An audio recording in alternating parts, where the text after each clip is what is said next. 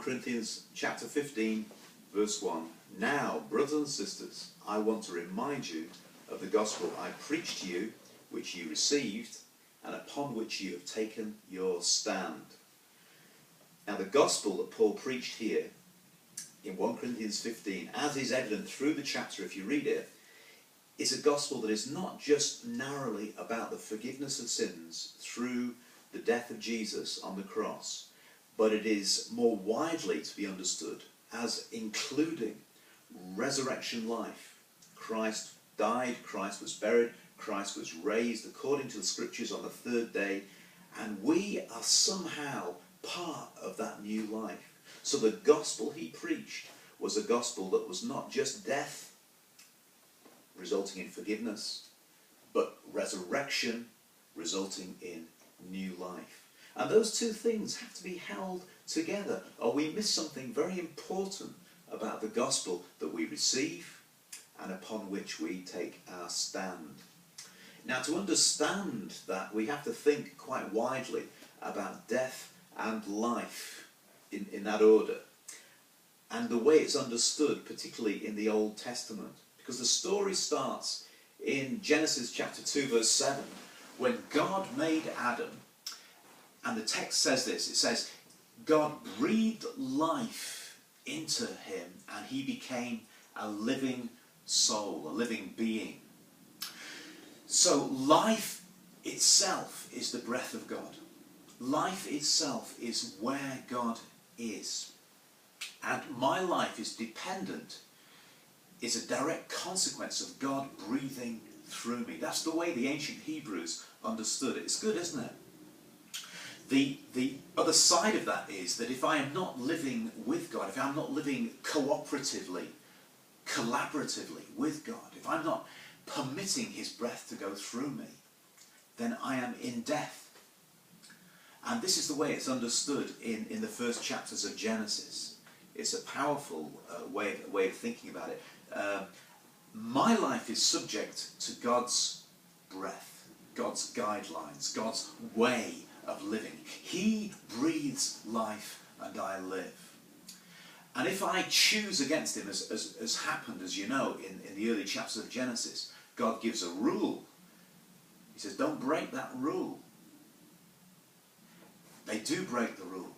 And the consequence of breaking that rule, of taking the fruit and eating, is that they start to receive the consequences of living without the breath of God through them. That means they're subject to decay. It means they're subject to mortality. It means that they are subject to death itself. Death is the punishment for failing to live life depending on God and accepting his guidelines. And that's the truth that the devil is denying in verses 1 to 4 of chapter 3. He says, you will be like God, knowing good and evil, or being able to determine good and evil. And that's a critical point. Are you able to say what is good and what is evil? Are you able to lay down moral guidelines for yourself? No, you're not. The only way you can do that is when the breath of God breathes through you.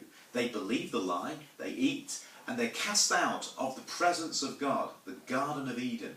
They're cast out of the place where God's life is. And they're forced to live under the sentence of death, which is the judgment of God. Now, from this point on in the Bible, there has to be a concept of resurrection right from the beginning, or else man will live and die under the judgment of God. And as you read through the Bible, it's clear that that's the case. So I want to trace a little bit of that teaching as we go on. But for now, I just want you to think about the consequences of living without the breath of God. Okay? Living, facing death without the concept of resurrection. And the best place to look at this is in Ecclesiastes. And if you read the book of Ecclesiastes, oh man, it is pretty depressing. Because life is depressing without the concept of resurrection. Death renders life meaningless. That's one of the main points of Ecclesiastes. In chapter 2, verse 16, he says, like the fool, the wise man too must die. He said in chapter 2 verses 18 and 19, I hated all the things I toiled for under the sun, because I must leave them to the one who comes after me.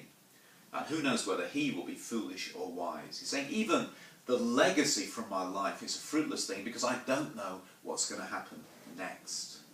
And he pushes the reader to the point of despair. Listen to this. Be happy, young man, while you are young, and let your heart give you joy in the days of your youth. Follow the ways of your heart and whatever your eyes see, but know that for all these things God will bring you into judgment. You will die. That's chapter 11, verse 9. Death renders life meaningless, futile, and dark, because it means that judgment is God's last word. And our only hope comes out of these tiny passages, like when Job said, I know my Redeemer lives, and I will see him. I myself with my eyes will see him. It's only in Jesus that the resurrection and the life, that true meaning and hope, can be found. Because other than that, God's last word is judgment. But with that, God's last word is possibility and grace. Do you see the difference? I hope you do. And between the two, I hope you choose wisely. We'll come back to it again. May God bless you today.